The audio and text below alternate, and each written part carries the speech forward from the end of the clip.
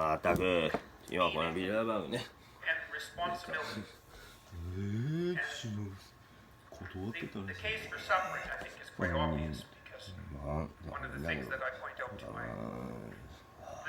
すごいだよ、すごい。あと、関心。これね、どっちもいいしくるね。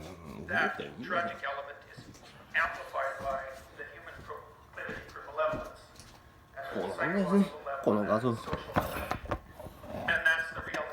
れ美味しいじゃん。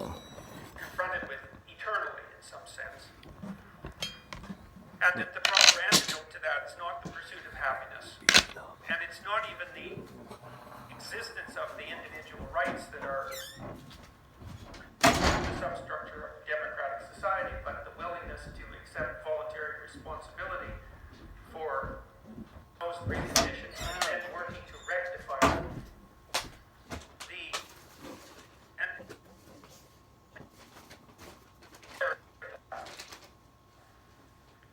That it's almost inevitably the case that people find the meaning that sustains themselves through suffering and that enables them to be motivated sufficiently to constrain their own malevolence is to be found in the adoption of responsibility. And it's surprising that a message that has that much weight, let's say, that little frivolity, because there's no frivolity, let's say, in that, silences people. Can democracy survive? Well, first of all, if you ask the typical person in a democratic society whether they would like it to survive, the resounding answer to that is going to be yes. The people who are working to undermine it are a tiny radical fringe on both ends of the political distribution, let's say, with a disproportionate amount of exposure and power. And the people in the middle are lost in some sense without a uniting narrative. And a huge part of the narrative that has united democratic countries since their foundation isn't the doctrine of rights. And it's not the doctrine of individual happiness. It's the doctrine that the individual is the sovereign foundation of the polity and maybe of the cosmos itself, which is something that I happen to believe, given the important role that consciousness plays in existence itself, and that it's useful and necessary to call to people to remind them of their responsibility as sovereign individuals. And so I'm encouraging people to develop a vision for their life,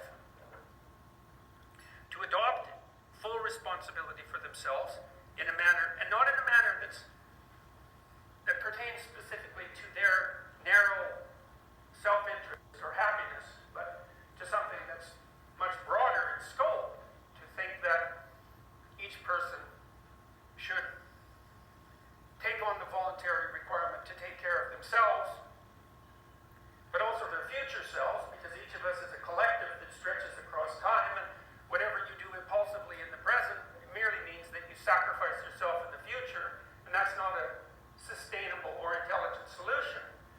And you want to take on responsibility for yourself and your future selves in a way that's of maximal benefit to your family, if you can manage that. And then perhaps if there's something left over in terms of your capability, then you can do both of those things in a way that maximally supports and serves the community.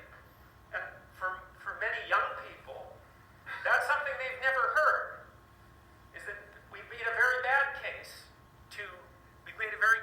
case, all of us, I would say, that each of these people, each person, has that sovereign responsibility, and that if they adopt it, that actually constitutes something of singular importance.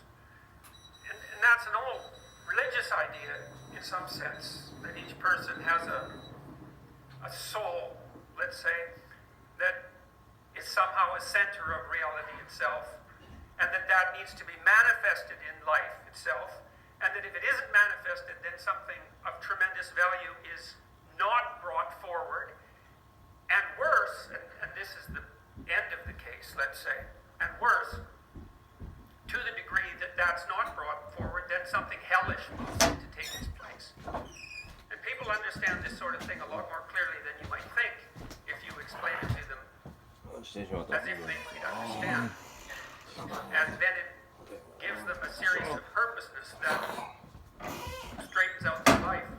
And so my sense is the way that you revivify democracy is by remembering its fundamental insistence that the individual is at the cornerstone of the state, and that everything you can possibly do to fortify the individual, simultaneously, the individual is the eyes of the state, where the living individual is the eyes of the dead state, and the living individual revivifies the state. And to the degree that we forget our concentration on the sovereignty of the individual, right, the divine sovereignty of the individual for that matter, then we undermine the foundation on which democracy is based. And then people look for alternatives. They search for meaning elsewhere in extremist movements of one form or another, or they collapse into a kind of nihilism that's completely counterproductive. And so that's been my experience.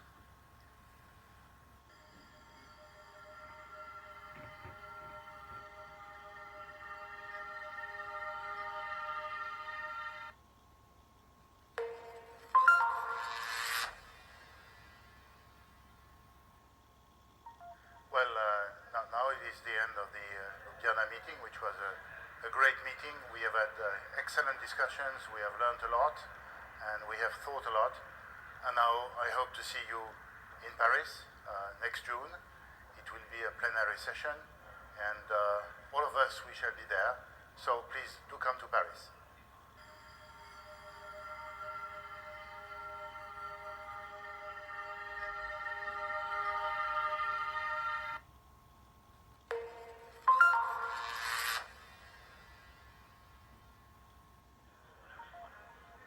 So this morning we had a session on the future of mobility, and we actually discussed what does it mean for the auto industry and what does it mean for the cities. If you look at the auto industry, there has never been as much change as there is today. On the technology side, with connectivity, electrification, autonomous driving, on the social domain, with sharing, more urbanization and new ways of working, and also on the regulation side, where it's about emission control and standards, and also on regulation for managing congestions in the city. So we actually covered that.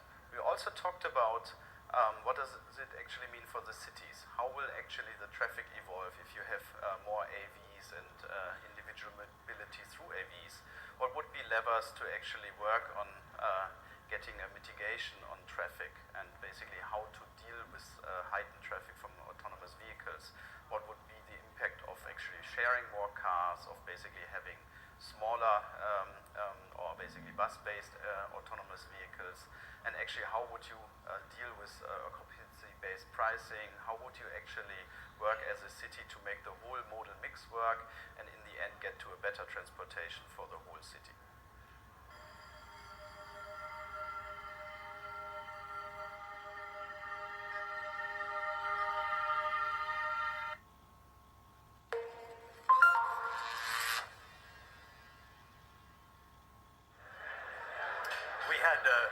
Conversation yesterday in the dinner with Nigel Higgins on, I would say, the crisis, the causes of the great financial crisis, and whether or not we are in a situation where we could expect new major difficulty, taking into account what we have done since the crisis that erupted in 2007-2008. I have to say that the questions which were asked by Nigel were very, very stimulating. I could embark on explaining that, in my opinion, it was very much a multi-dimensional causes that we had to cope with. We had certainly the over-indebtedness that had accumulated from year 2000 up to 2007-2008, approximately 25% of the global GDP as an additional public and private debt outstanding. That was a major cause. Another cause was the new emerging properties of the new global finance system with the impact of technology, new IT technologies, and globalization. And amongst the properties, the emerging properties that I could witness myself when I was president of the ECB in 07, 08, 09, 10, 11, was that the contagion was taking place extraordinarily rapidly. You know, in the old times, you would expect that a major shock here would be transmitted to the rest of the world as a matter of months or even quarters. In the new world in which we are, it's a matter of half days. And we could experience that in 08, dramatically, obviously, with the collapse of Lehman Brothers. And we have other causes that are also important because, as I said, it's multidimensional. But I stress that the two causes that I mentioned just now, namely these emerging properties and the rapidity of contagion on the one hand, and the debt overburdening the global economy are still there. And we, particularly as regards the level of the debt outstanding, public and private, as a proportion of global GDP, we continue to have a piling up of debt more or less at the same pace after the crisis as before the crisis. And this is worrying, and it calls for extreme vigilance, obviously, and hard work to complete all what we have done and should do, again, to prevent the new crisis, and if we have new shocks that are very difficult to predict, to prove resilience in the new environment which we will have to accept, because we have a recession in the US and in Europe, or because we have geostrategic events that would be very, very shocking at the global level, or for any other reason. That's what we discussed.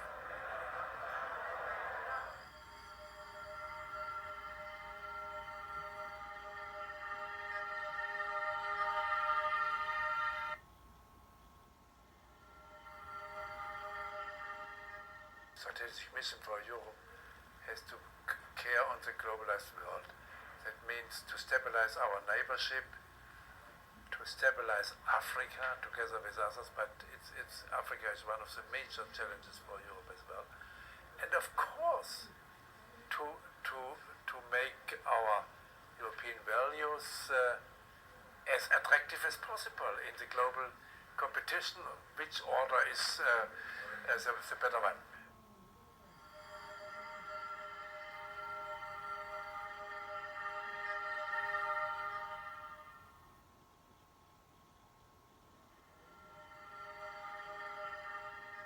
Some people wonder why best practices in government haven't spread faster amongst the democracies. When you see, for example, that New Zealand has solved the problem of public finance, why doesn't everybody copy it? Why doesn't everybody copy the way that the South Koreans teach their kids mathematics? Why doesn't everybody copy the way the Swiss decentralize their politics? And I think part of the answer is that we don't really spend nearly enough time looking at what is best practice. I live in the United States, though I grew up in the United Kingdom. One hardly ever hears a reference to other countries' systems in the US debate on healthcare, except when somebody is making a completely caricatured analysis of the way, say, Canada does things. So I think part of what we need to do is stress the need to look at best practice so that politicians and voters become more aware that there are solutions to most of the public policy problems. We just haven't tried them in many countries. On the other hand, I think there's one other side to this that one shouldn't forget. Sometimes you'll meet people who'll tell you, well, the Scandinavians have worked everything out, and Sweden or Finland or Denmark has come up with the perfect solution. solution to policy problems. That's often an argument people make on the left in the United States. But I don't think the solutions that the Swedes came up with in recent decades necessarily would work in a country as large and as diverse as the United States. So let's look at best practice, let's understand which systems deliver the best results, but let's not pretend that one size is going to fit all. Part of the reason for the success of Western civilization, which is where democracy began, was the diversity of systems and the competition between them.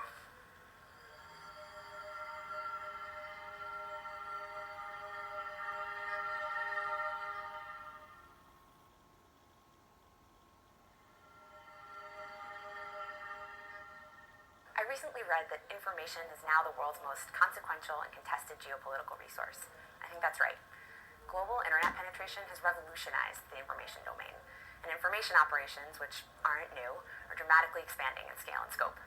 This is a new challenge for media organizations, which are already facing a business model crisis and declining trust. Meanwhile, AI advances confer strategic advantage to those with access to lots of data. This has implications for privacy, but also for the information advantage that democracies have traditionally enjoyed.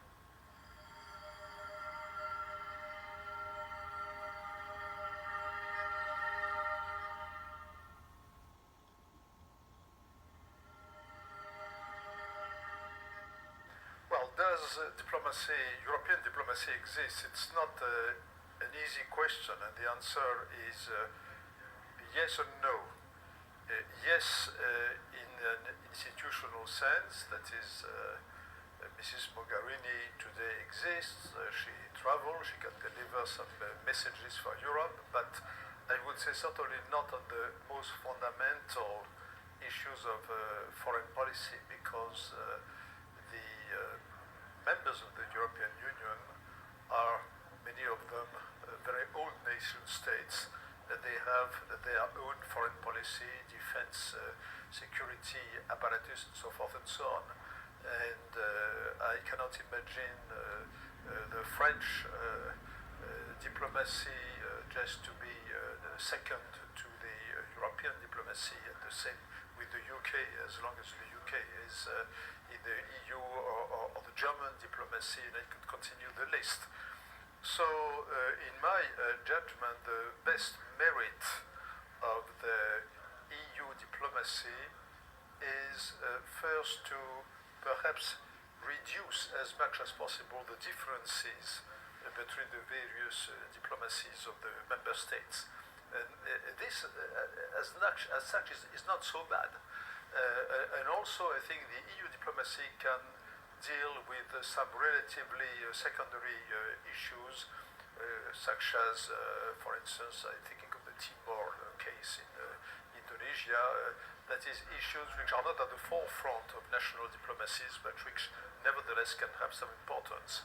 So, to conclude, I would say that the real European diplomacy will exist only the day when the Europeans have a clear understanding of what they want to achieve, what is the identity of the European Union still to be built, because diplomacy, like defense, has to do with the protecting the identity of a political unit. And I think we have not yet reached the stage when we are able to answer this question: what is our identity, and what is it exactly that we want to protect?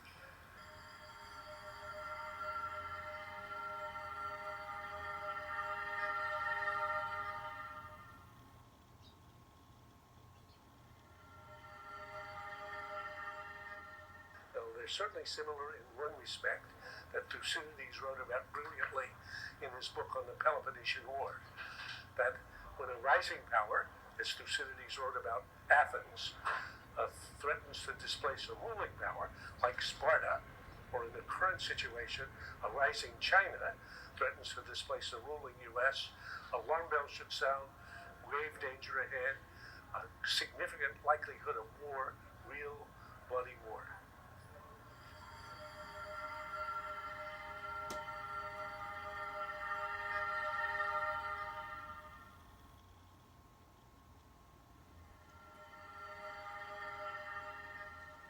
I think China's rise will change the international configuration from the unipolar to a bipolar, and also possibly make the world order and different from before. But it doesn't mean that the China's rise is the only factor to change the current international order. And actually, the Trump administration's policy is more challenging than China's rise to the current international order, because China's policy tries to maintain the order. The reason is very obvious. China benefits from the present order, and meanwhile, the Trump administration believes, and China benefits more from the current order than the United States. That's why they want to change the order, and based on the ideology of anti-establishmentism. So from my understanding, if we're talking about what the ideology and challenging the current international order or the liberalist order is the anti-establishmentism in US and the populism in the Europe.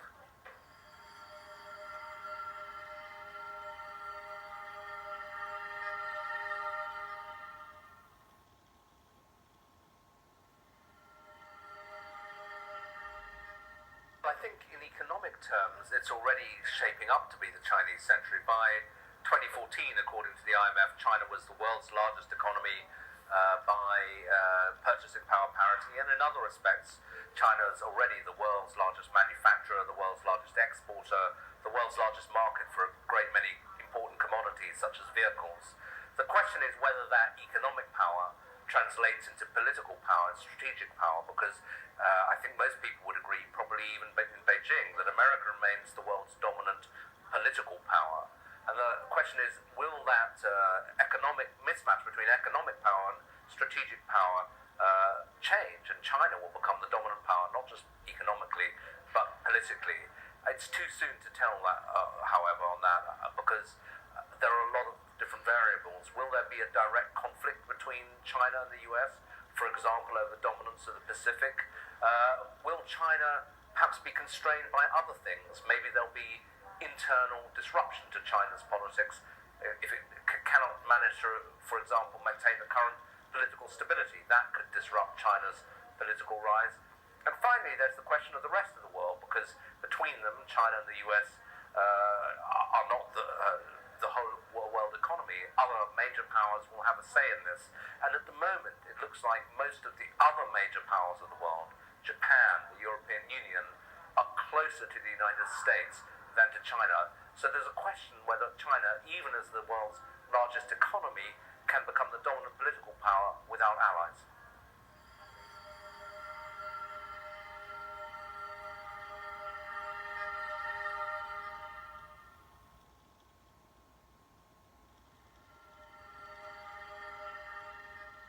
I think economic growth, the success or failure of it will be determined by the degree to which individual countries and regions can supply jobs for the great emerging middle classes of these countries, formerly poor countries.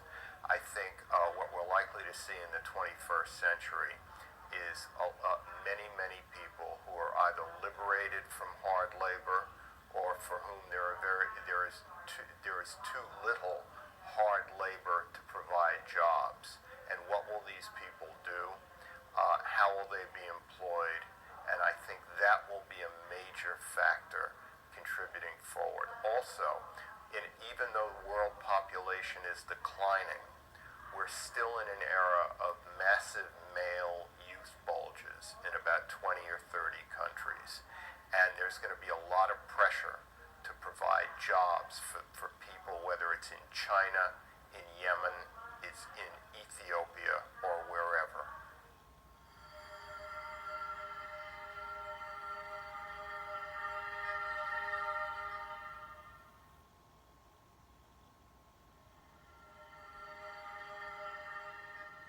The main question of my talk is if robotics and artificial intelligence and the upcoming industrial revolution are a threat or an opportunity for the world and for manufacturing countries and also for developing countries. And the answer is still unknown, but what is sure now is that we have to invest in the main assets that are characterizing the industrial revolution, the digital transformation, competences, infrastructures, data centers, and all the tools that are fundamental and are considered enabling technologies for the future digital transformation. I also presented the differences between the US, Europe, and China, how they are integrating artificial intelligence into different knowledge and competences and scientific results. For example, in the US, they are investing very much in developing artificial intelligence for humanities, while in China they are investing in developing artificial intelligence for agricultural application, for producing food, for example. So globalization has obtained some results in terms of being socially connected, but in terms of geopolitics we still see many differences also in how the digital transformation is implemented in the society. Then I spoke about robotics and how the journey of robotics is coming into us, because robotics was developed for manufacturing countries, for industrial production, and robots are in manufacturing plants. But in recent years what we have seen is the development of service robotics, which is intended to support services and the offer of services in terms of medical robotics, social robotics, educational robotics. And now what is happening is that robotics is coming into our houses by producing some consumer products and also producing changes in the society in some of supporting autonomous drive or different products that are revolutionizing business and revolutionizing our life.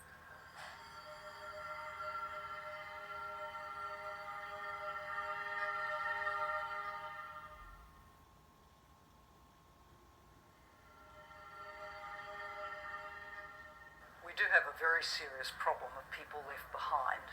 The global agenda talks about eradicating poverty, eradicating hunger, having every child in primary and secondary education.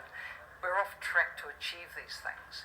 And that means not just a few people left behind, it means literally hundreds of millions of people missing out. Take education. More than 250 million children, adolescents and youth not in school as we speak. How can those children and youth of the future really contribute to a knowledge economy if denied the most basic access to education? So it is time for the international community to get a grip on the reality of what is happening.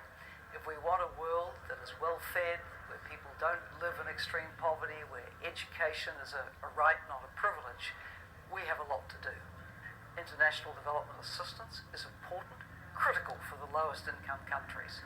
For other countries to be prioritising their budget so that their growth is inclusive and sustainable is critical. There are solutions. What's needed is the political will to activate and implement those solutions.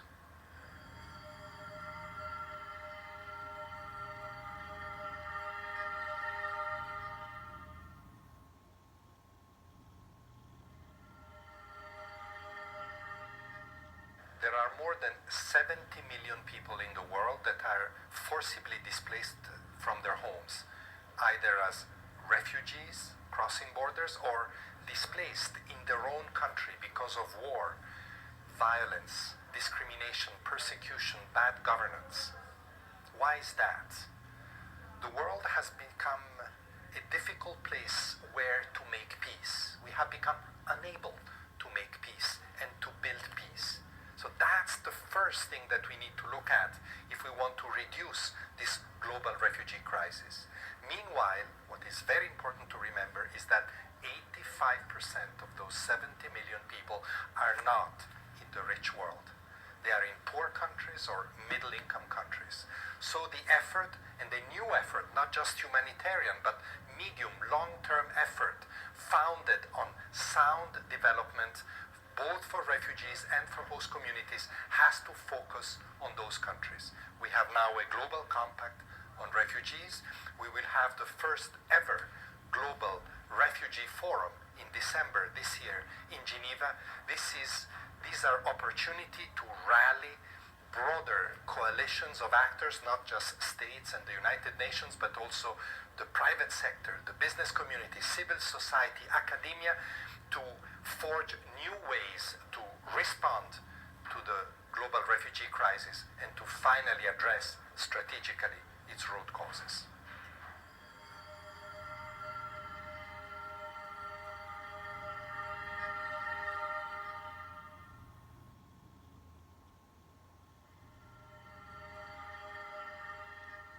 The question that you're raising, will Syria find a long-lasting peace? Well, the Syrian people deserve a long-lasting peace. Think about it. They've been 8 years now in a horrible conflict which became from local, regional, and frankly international. So the answer is it must be yes. Now, how to do it is where the challenge is coming. And the only way to do it is actually to end the military conflict, because there is no solution. I mean, it's not just a word, it's the truth. There will never be just a military solution, and include everyone. New constitution, elections under the UN supervision, that would be a way to include them.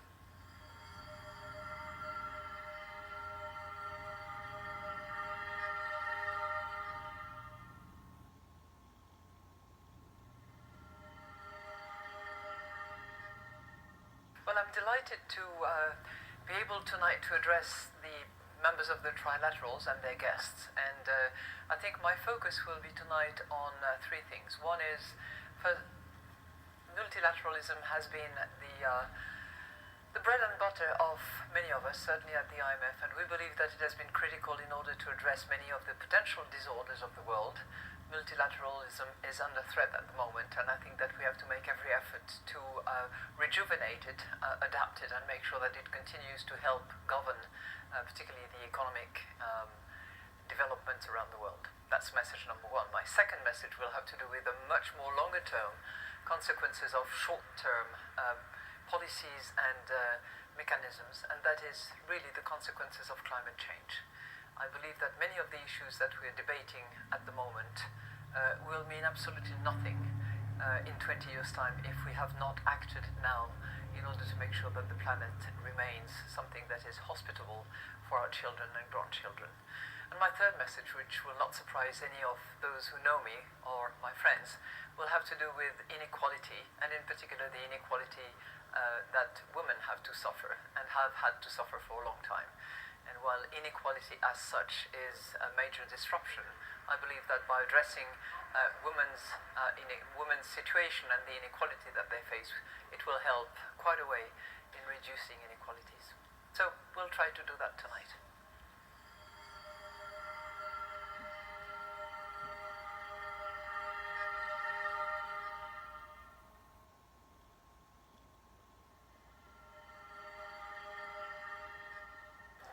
Through an era of rapid and disruptive change.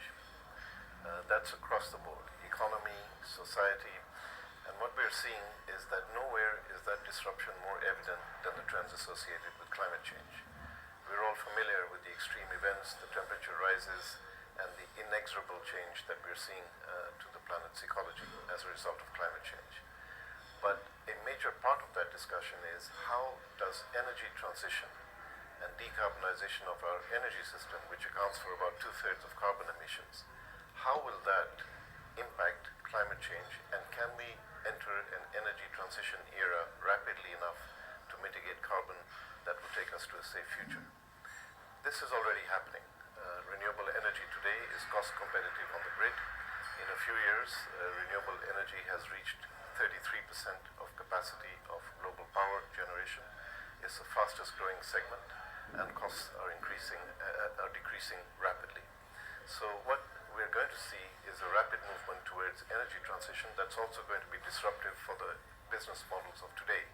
It's going to imply new geostrategic relationships among countries as countries move away from resource-dependent fossil fuel-based systems into clean energy systems, and the resource is going to become technology, and technology innovation is going to decide the winners and losers in this race.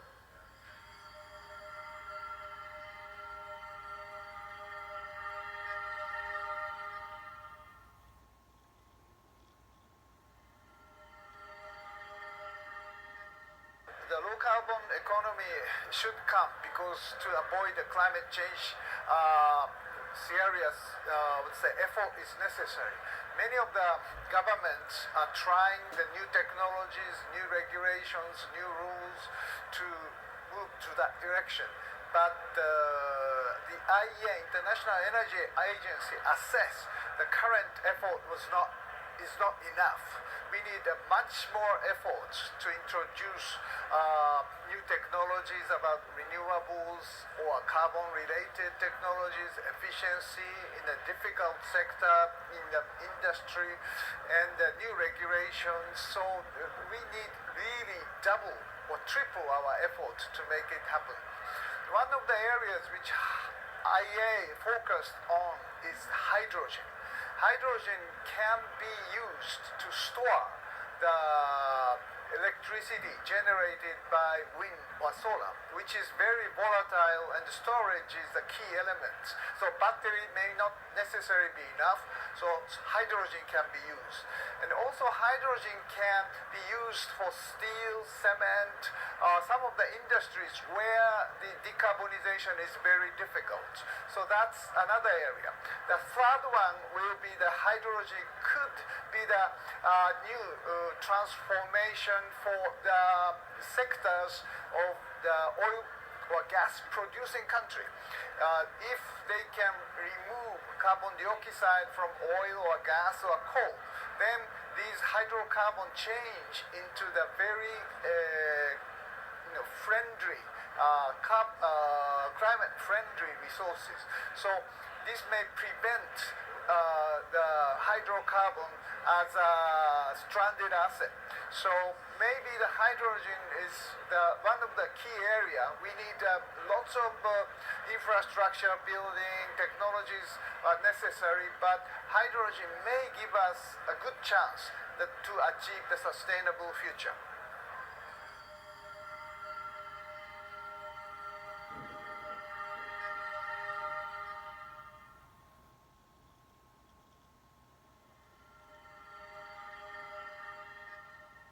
The challenge of dealing with a disinformation narrative is that it's not enough just to check the facts, because by definition, any disinformation narrative doesn't have good facts. They make their facts up. They're actually lying. This is why it's disinformation.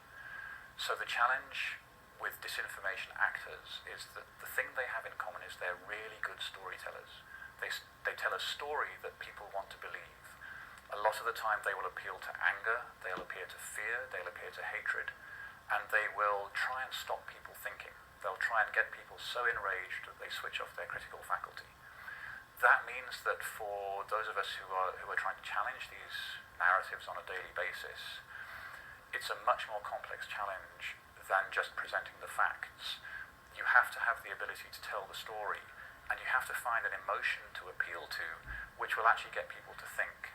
Now, fortunately, there is a model of story which works. If you think of the detective story, that's a story where you're putting together evidence and you're telling people this is what happened, this is why it happened, and it appeals to a different sort of emotion.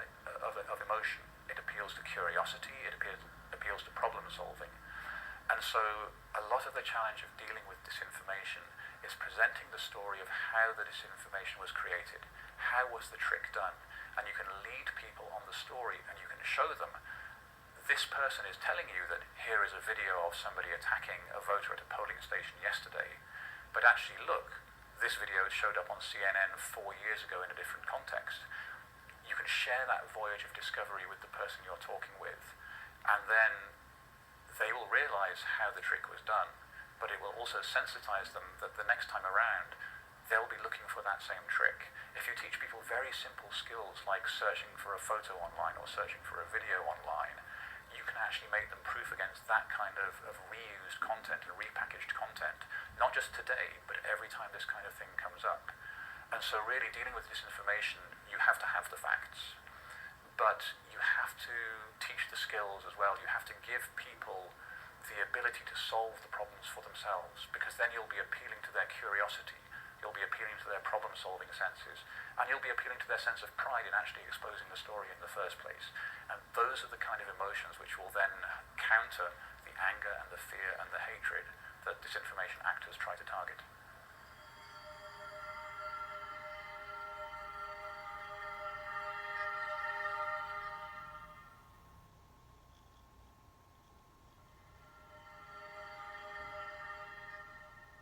Cities are one of the greatest innovations of all times, and what's interesting right now is that urbanization is, alongside with digitalization, a very, very strong economic force and a force for innovation. As more and more people move into cities and metro areas, and urban areas were important during the industrial era, but they are increasingly important in a knowledge-based economy. And what's interesting, especially for a person like me who comes from a small city like Stockholm, is that there seemed to be room for cities outside the megacities as well. There are some really interesting drivers of innovation that are smaller or mid-sized cities, amongst which Stockholm is actually one, but there are a number of examples. And what is important if a city wants to become an outlier or a hub for innovation is collaboration. If you look at urban innovation especially, you need to have a strong public-private partnership. The mayor needs to gather people from private sector, from academia and other stakeholders around the table and work together to solve problems. And I think we see that to a quite large extent right now, and I hope we'll see more of it going forward. 알았어요. 그래서 아니도 어이 이따가 어떤 컨트리 어이 그래서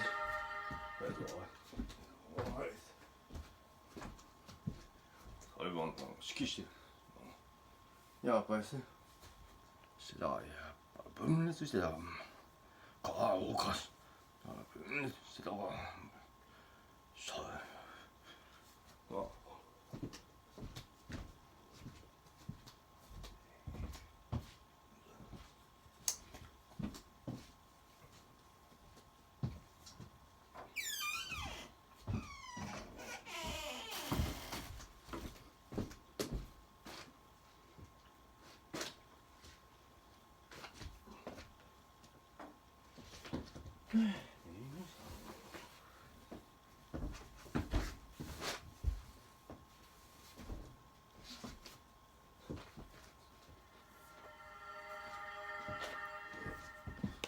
So we had, I have to say, a meeting, a global meeting.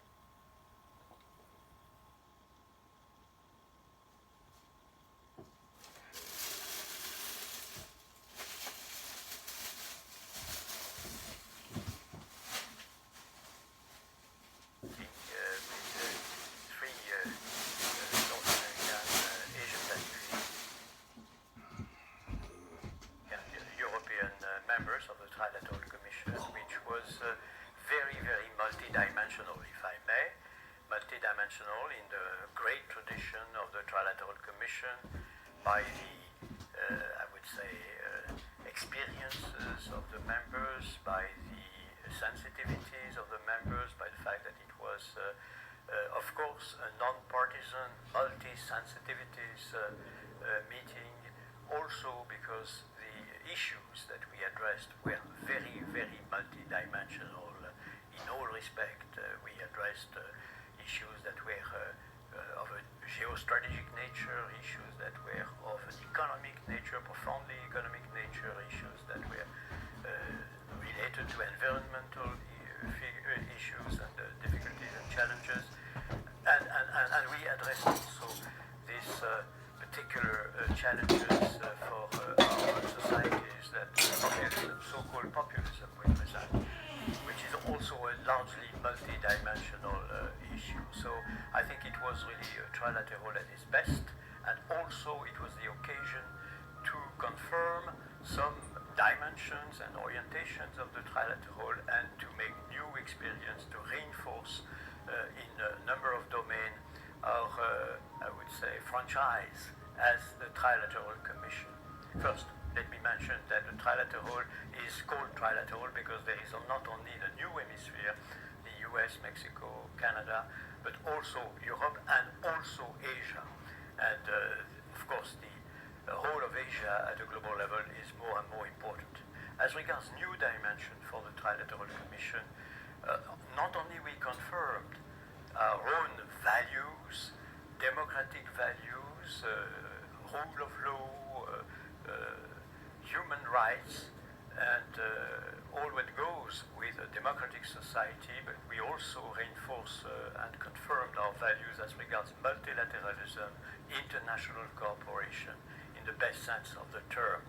We also said that we would like to be more transparent than we were before at the level of the trilateral as a whole, with a new initiative that we took, in particular the idea of having the display of video to sum up some of the issues that we would have addressed, and also with the idea of making known at the level of the Trilateral Commission all publications, articles, interventions, books that would be displayed or published by the members of the Trilateral Commission. All this, of course, as part of transparency and also as part of being more influential if it is possible. We also have given a mandate to the three chairs to see in which direction we could be more proactive in terms of communication, display of our ideas through various forms. So this is something which we consider very important and is one of the major conclusions of the Trilateral Commission which took place in Paris.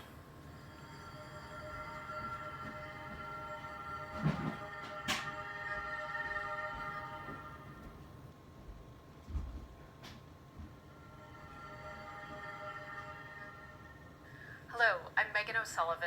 I am the new chair of the North America group of the Trilateral Commission. I wanted to take this opportunity to say a few words about the Commission and about our future. As you may know, the Trilateral Commission is a storied institution, an organization with 46 years of history of having an impact on big ideas, on bringing people together across different sectors and across three different geographies, that of North America, Europe, and Asia. But we are on the cusp of a new chapter, one that builds on that history, but really reorients ourselves and puts us in a position to make an impact in a very, very different world. And the reason why I have such confidence that the Commission can remake itself is because there is a need, and the Commission is well suited to meet that need. And that need is quite simply that in this day and age, in these political landscapes, the need is simply for more organizations, more individuals, more entities to take up the mantle of defending a rules-based order, an order that values and is committed to democratic principles, ideas like free trade and human rights. And we also have a need for more ideas to help us tackle new challenges, or certainly challenges that are new to this generation. And there are many reasons why I think the Trilateral Organization is so well poised to meet this need. First and foremost, we are an organization that at its heart is a community of countries that share a common set of values, that share these commitments to these ideas about democracy, about free markets, about the rule of law. And secondly, we have a membership that spans policy, business, and academia and media. And that allows us to bring minds together and experience to bear on problems that are no longer just the purview of one of those sectors. The things that need to be thought about today and where we need new solutions and prescriptions are ones that are at the intersection of business and policy. Whether it is the contributions that private sector organizations can make to combating climate change, whether it is figuring out the ideas that will drive the reform of capitalism, or whether it is understanding the impact of technology on our systems, all of these things need business, government, and others at the table to help with.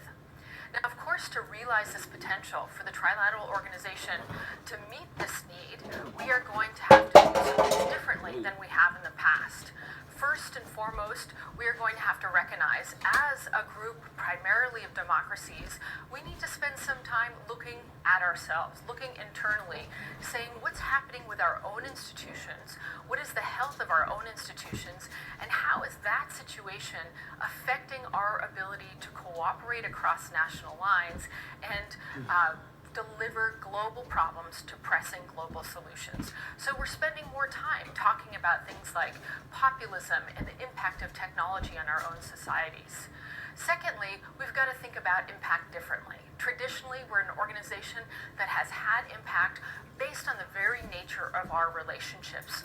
We're an organization of people who have close ties to national governments, and often the ideas that we debate in private inform our own perspectives and inform our discussions and deliberations and conversations with people in positions of power. That will still be true, but today we need to think about having an impact on the broader debate. We no longer live in a world where governments are the only ones that can influence the future.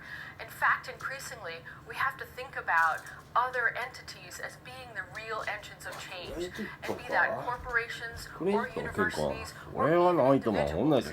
We need to think about how to shape the conversation, how to bring those groups in, to have investment in and commitment to solutions, and we need to move ahead whether or not we're able to get our governments to agree with our prescriptions and recommendations. So in short, it's a really exciting time to be part of the Trilateral Commission. I'm deeply honored to be the new chair of the North America Group, and I look forward to working with all our members and my colleagues from other regions to realize this vision. Thank you.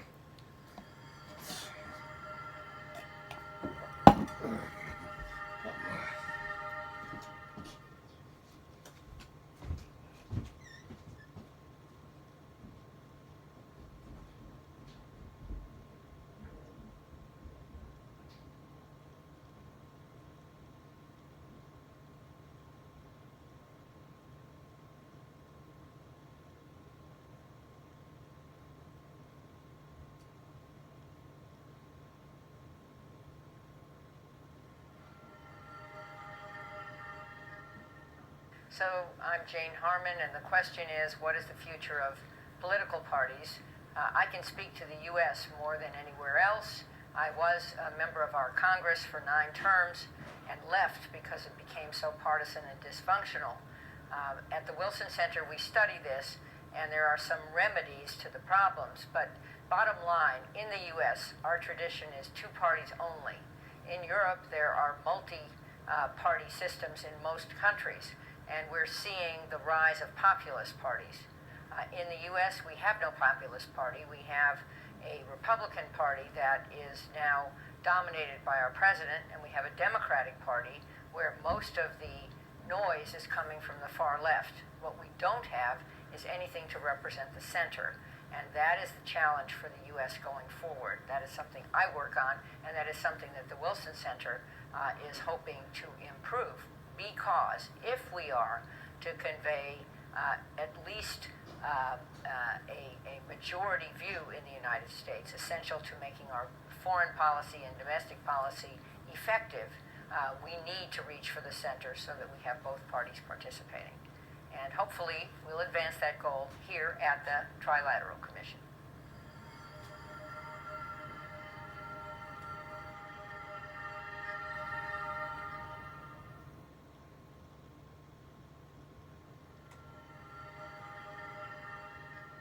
The the role of political parties in the political processes of countries has been always to A, intermediate the demands of society, and second, to organize the process of political competition to mobilize the population for access to power. The first objective, the one of intermediation, has been badly eroded by technology, by the social media, because people have direct access to the politicians, to society in general, to make their demands directly to the people. However, nothing has replaced the means to access to power. And the problem that societies in the world all over are facing these days have to do essentially with the fact that governments have been unable to perform well. So I believe that the real problem is not political parties, but the lack of ability of governments to deliver in poor conditions. The governments have been unable to deliver for very obvious reasons. First of all, because it's much more difficult to govern in the era of ubiquitous information, because governments no longer have control of the sources of information, because they compete for information and for communications with the people in general. So the real problem is not political parties. The real problem is that societies in the world are lacking legitimacy. It's interesting to watch that there are a few governments in the world that know how to govern and have succeeded in maintaining the legitimacy of their systems. And in those countries, the political parties are not losing faith. So the real issue for looking forward is to create conditions for the people to have access to the political process without undermining the legitimacy of those societies. And that's not something easy to accomplish. It'll take a dramatic effort of leadership, but not necessarily from politicians. It will take an enormous effort of society and the people to be able to create new forms of participation within which the political parties will always be important. The political parties, however, are augmenting and responding to the issue, the reality fragmentation of societies, and they are not likely to be the ones to lead this process. One ought to look only at the election in the United Kingdom a few weeks ago to realize that this is likely what is likely to happen.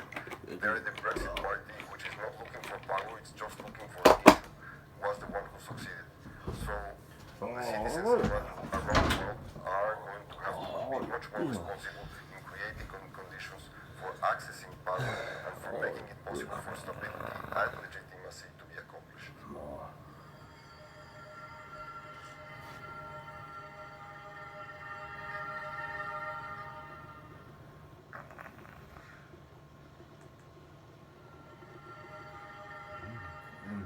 The best way for companies to surf the digital revolution is to build trust with their customers and to build trust with their employees.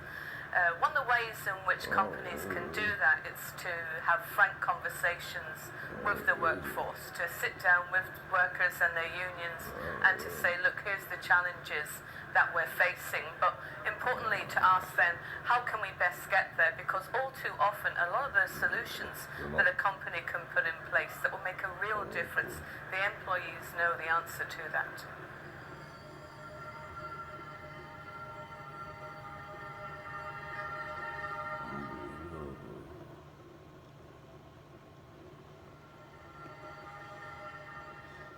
Multilateralism is not only the best, in many cases the only way in which you can deal with global issues, because we're dealing with global challenges and therefore you need global solutions, you need multilateral solutions. They take a little longer, yes, of course, but once you get it, then they will stick around for longer and you will get greater ownership, and therefore you will tend to have more effective solutions. The other way is that, of course,